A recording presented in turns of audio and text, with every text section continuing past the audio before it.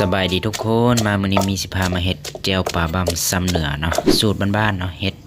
แบบสูตรมีเองนี่แหละเนาะเฮ็ดง่ายๆซึ่งแจ่วปลาบ้ำสิ่งที่ขาดบ่ได้เลยก็คือหมักหมาดเนาะเฮาต้องตำใส่ให้มันหอมเนาะแล้วก็มี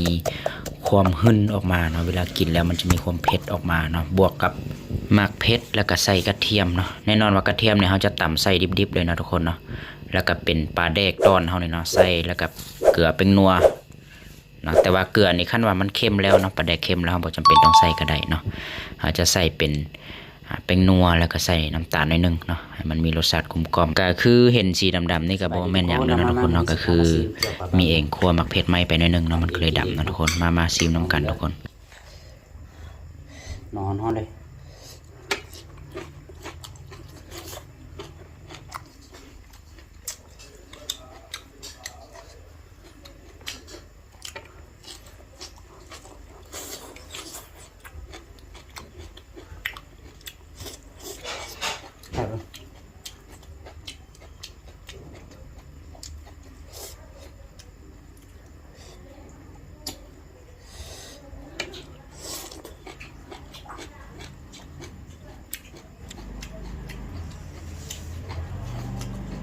ตอนประดับ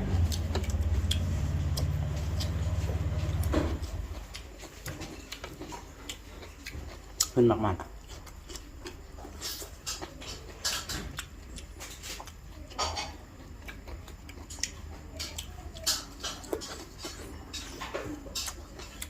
ตอนประดับ